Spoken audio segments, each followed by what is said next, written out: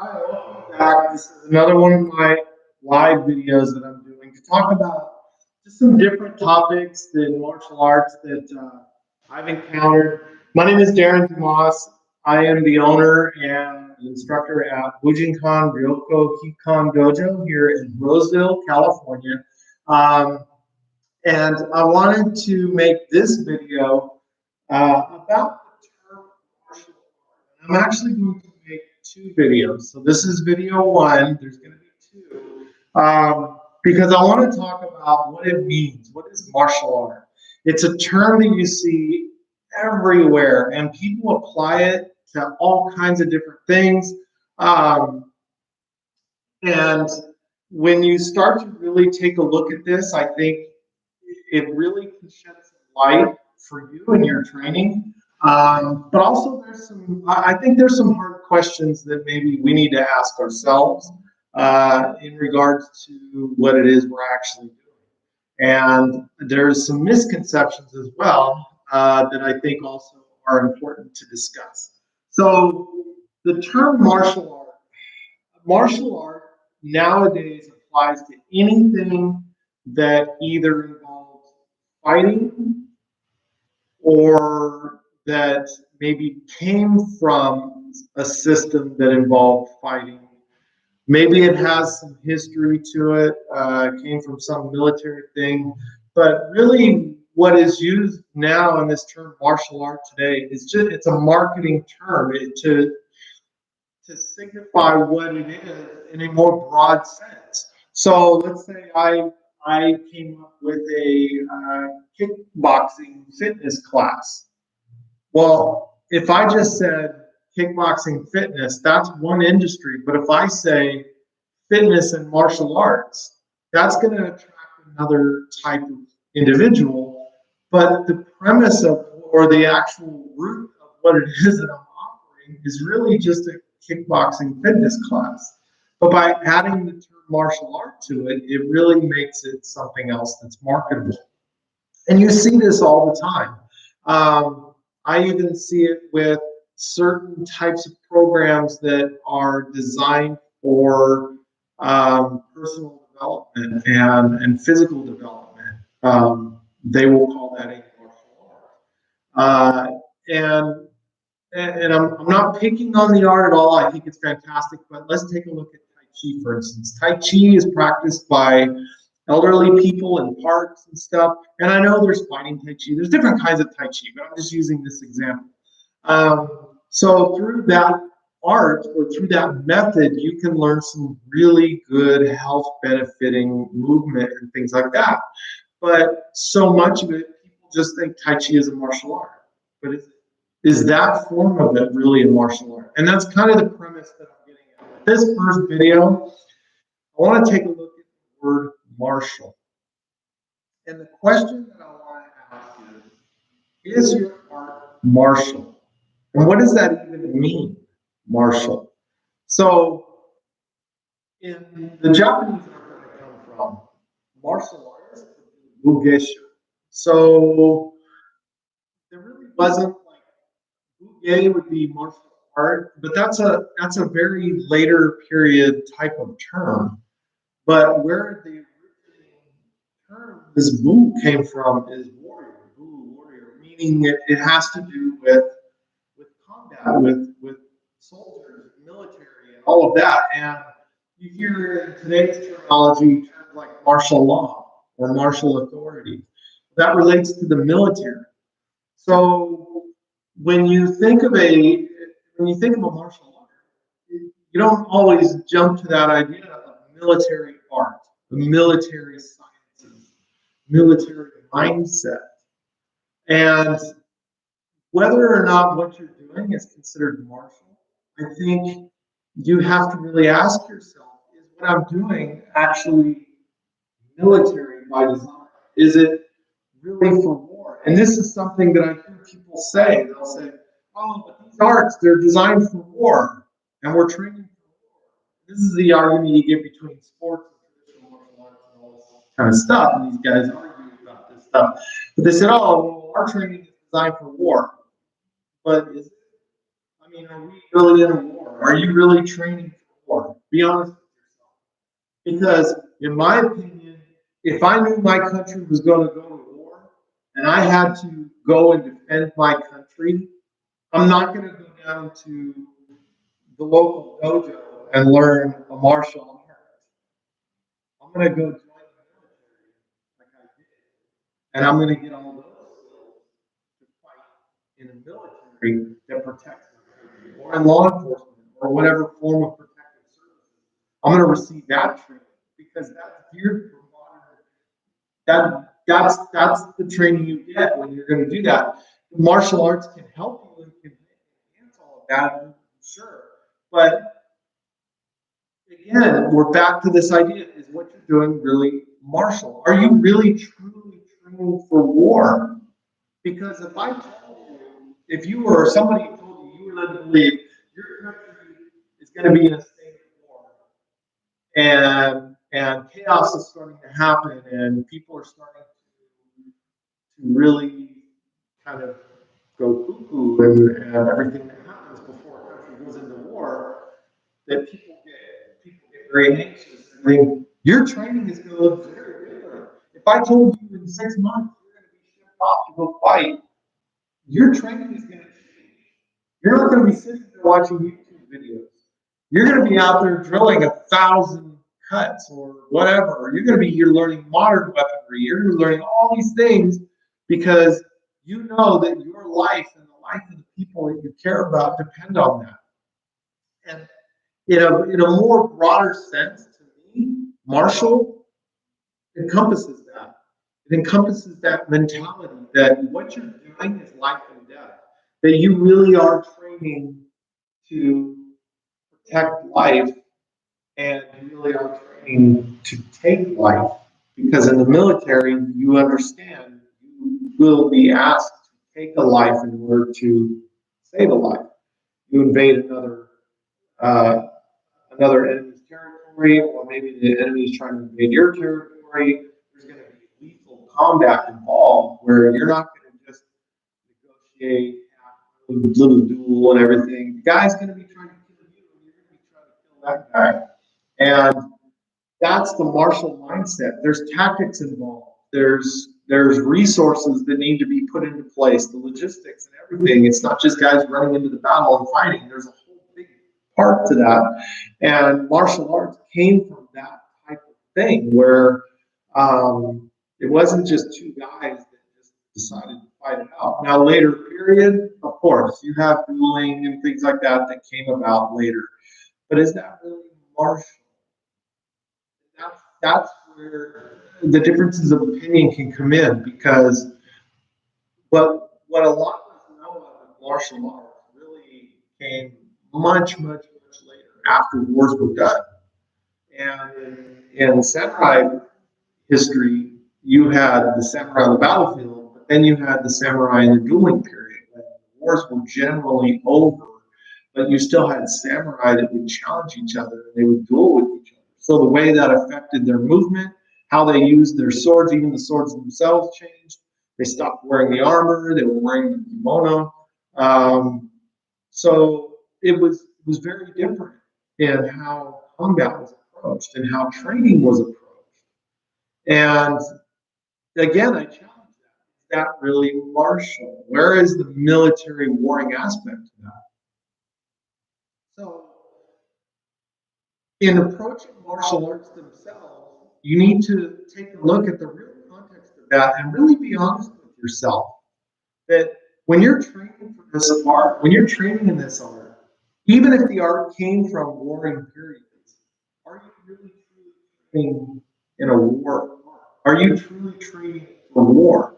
Now, I'm going to jump over here and let's talk about sports. Sports are great. I love sports. I started out in sport, martial arts, and boxing, and kickboxing, and judo and stuff. I loved all that stuff. I still like it today. It's fun. I even compete in medieval, full contact medieval fighting with armor and everything. And I love all that stuff, the adrenaline and everything. But again, is that really war? So when you fight in sports, yeah, it's competitive person is fully resisting and everything, but is he fully resisting? Because in my mindset is that if I step into a ring and I'm facing my opponent, I know the rules. I know the rules of engagement. I know he's going to comply with those rules. I know there's a defined space. There's a referee. There's going to be points and everything else. No cheap shots, and you can't, do this and that. It's not saying I couldn't, but I know that if I want to win this tournament, I have to follow these rules in order to do it. And there are techniques that are built around that. So I train for that as an athlete. I train for that. So that in itself is good. It's good to pursue. It's good training, of course, right? And there's nothing wrong with it. And in a sense of self-protection, of course. I know a lot of great martial artists I would not want to make mad and have to fight because they're just awesome. But at the same time, if I had a martial mindset, I would not step into the ring. I probably would have done other things to either avoid it. And if I can't avoid it, then maybe I'm going to do some things that are going to end it before it even happens. There's going to be all kinds of psychology involved. Maybe there's some other tactics. There could be some hidden weapon. Who knows? I mean, all kinds of things. Because at the end of the day, the martial mindset is defeat the enemy before they can defeat you, and do it in a manner that puts you at the minimum risk and them at the maximum effect of what it is you're trying to do. So that's a martial mindset, and that means everything is on the table of what you can do. And so even sports, you could theoretically say are not really martial. So when you say mixed martial arts, is it really mixed martial arts, or is it just mixed techniques, mixed styles of competition or of sports? So, and I'm kind of playing with words here, but I'm trying to challenge your thinking. I'm trying to challenge your way of looking at these things, because I see these keyboard warriors and people that all the time they talk about, this is for, we're training for war, I'm training for real life and everything. And I always sit back and I think, what does that even mean? Do you even understand what that means? Because if you were really, truly training for war, you wouldn't be typing on this computer right now. You'd be out back preparing your body for the reality of war. And what war? We're not fighting in 1400s Japan or whatever culture your martial art comes from. You're in 2020, modern day. You're in a country, whatever country you're in, I guarantee it has laws against mutual violence. You can't just go up and attack somebody. You can't. They can't come and attack you illegally. And the fight never ends. Even after the fight's over, there's always legal repercussions, lawsuits to criminal charges, all these things. So are you really fighting? Are you really training to fight war? Now, what I encourage, as far as me, because the stuff right now, the primary martial art, Bujinkan, in nature, it dates all the way back, samurai warring period, etc., etc. Fantastic to learn. It does have modern application in the way that it teaches your body how to move. It teaches you about so many different things, how to be applicable, many different kinds of weapons and different ways of engaging somebody or dealing or mitigating damage and dealing with situations. It does have all of those benefits. So I think on that level, that martial arts, whether traditional or modern, I think is good if you can find ways that it applies to modern day. Otherwise, if you're a historical recreation person and you're pursuing an art, martial art, because you're studying the history and the lineage, the culture, you're studying to do the techniques, the way they're written, all these kinds of things, that's fantastic too. But again, is either of those really martial? And then that's where we start to get into what is art. And that's the video. But I think it's important to really be clear with yourself about why you're training. And I think it's really good to be clear with your instructor about what you want to get out of it. Because if you're coming in saying, I want to learn how to protect myself, well, what does that mean? If If you're going to come in and you say, I want to train in the military art, but I want to learn how to protect myself in modern society, the two aren't going to jive because the goal of the military is different than the goal of self-protection in modern society. That's why I always see guys say, oh, I'm ex-special forces, this and that, and I'm going to teach you all these things that I learned in the military, and so you can protect yourself. I was in the military. If you apply what you learn in the military in a civilian sense, you're going to be in prison, and you're going to be sued for everything you own because it's assaulting forward. There's the opponent, whether they attack or not attack. If that's your opponent, you're going to engage that opponent, and your objective is to eliminate that opponent. So that's a different mindset than just self-defense. But again, that's probably closer to a martial mindset as opposed to just modern day self-defense. So think about this. Ask yourself this hard question. Be honest. What is it you really want? Are you trying to just play I don't want to say fantasy game with yourself, but there are people that genuinely train in martial arts because it appeases this nerd side to them where they imagine themselves as some samurai or whatever. They get these fantasies about themselves. Their martial arts training helps fulfill that fantasy. And if that's you, whatever makes you happy, you also have other people that really they say that they want to learn self-defense, but they're not training to actually learn self-defense. And then other people that say, I want to learn this art because I want to be a black belt. I want to be, or I want to learn how to be good with the sword and all that stuff. And those are all really cool. As long as you're clear in your purpose, no matter what it is, as long as you're clear in your purpose and your training is supporting that purpose, then nobody can judge you. And you will achieve the results that you're looking for because you're going to have a clear objective as to what it is you're trying to do. But be honest about that and know that if you tell somebody, I'm training for war, that what does that mean? That you're actually just throwing something out there that doesn't really actually mean what you think it means. And that's my challenge.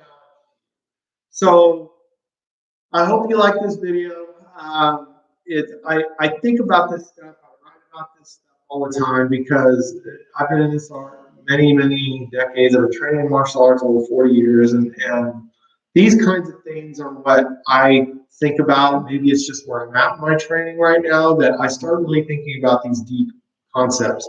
But honestly, I don't wait 40 years to suddenly decide that now you want to be clear with what you do. Be clear now. Even if that changes later, it's okay. You can say, you know what? I'm not training for war. I'm not in a war. I go to work and I come home and like whatever. I'm training because I'm interested in this art and the history and the culture. If that's what you want, great. Be clear about that and go for it. Maybe 10 years later, you're going to be a different kind of mindset where you're going to say, I really want to train because I want to develop myself physically. Cool. I mean, if that's but be clear about it, and then have a training plan that supports that. If you're really interested in history and culture and all of that, and samurai history or whatever your art is, and all that, study that stuff. Go get those materials and study it and absorb it. If you're really interested in learning these techniques, how they were written and passed down and stuff, great. Go get with the people that have access to that information, or get access to that information yourself, and go study and learn that. If you're in this art, martial art, or art because you just want the health and fitness part of it, great. Go get that. Go with the people who are more like that. Be with the people who are where you want to be. I guess that's my point. So if you have teachers that are saying, "Oh, we teach military arts here," and we're blah blah blah blah, I would question that and go military arts for what purpose, and see what that is. I mean, maybe they have a good purpose. They could be people that really just want to present this art or an art the way it was originally designed. They're more of that preservationist kind of way about them, or they just like it. And if that's you, then align yourself with that person and train with that person.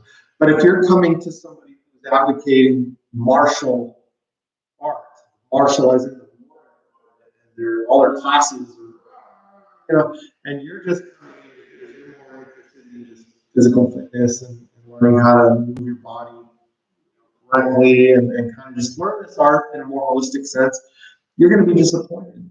You're not getting your training's not going to support that. If you're with somebody who wants to spend all this time talking about and teaching you all about history and the science of it, and the Densho says this and all of that, and you're not really getting into the meat and bones, the physical part of the training, but that's really what your goal is, then you're going to also be disappointed. You're going to be wasting your time. So be clear about why you're training, and if you're really truly looking for a martial art, be clear what that means to you. Martial as in how.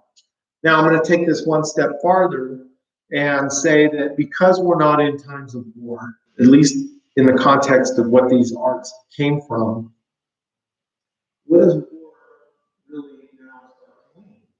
So I'm going to flip this a little bit differently here and say maybe the war isn't the one that's outside of you. Maybe the war that you're training for is really the one that's inside of you. And that is actually deep and significant. And that is something that I really encourage you to look at. So if you're training in a martial art, martial is in military and war, and it's an art, maybe the art part of it is what connects it to actually a more deeper significance of what war really means. That war is actually what is existing inside you. It's a war with yourself. You face your own ego, you face your own pride, all the things you're uncomfortable with. It pushes you out of your comfort zone. It challenges you. It makes you deal with getting your butt whooped in a controlled environment. So that in essence, but again, is your supporting that. If you get that moment, you're like, you know what, you're right. That's what I like about training the way in the martial art, because I'm not training for war, but I am training to better myself. In order to better myself, I have to be in conflict with parts of myself. And that's where the war is. If that's the realization, fantastic. Find the teachers and the people that support that. Find the art that supports that. That's what I encourage you to do. So, anyway, this ran a little longer than I wanted, but I think I thoroughly covered what I was wanting to cover on this. And I encourage you to continue thinking about these things, because your answers might change over the years. But don't be afraid to start over. Don't be afraid to start over. If you find that what you're doing isn't matching the goals that you want, have the bravery and the honesty and the clarity to admit that to yourself, and have the courage to change. Have the courage to step away. Even if you've been training with this teacher for 30 years, if what that teacher is doing is not supporting what your ultimate aim is, why are you wasting your time? You can be training with somebody else. And don't be afraid to be ridiculed, because at the end of the day, it's your personal journey and you're responsible for that. So thank you for watching. Please subscribe to my channel, and I'm going to continue making these videos. I don't care if it gets likes, whatever. I'm just going to keep sharing these videos. But if you want to be notified when I post new videos, click the little notification bell somewhere down here on the main page. There'll be a little bell. Click on that, or it's a setting you can set where it'll ping you if I post new videos. If you don't want to do that, just keep checking back. I'll keep kind of posting.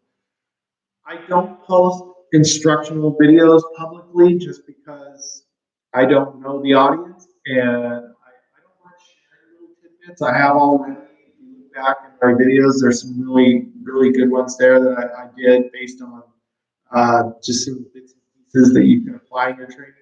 I don't mind doing that.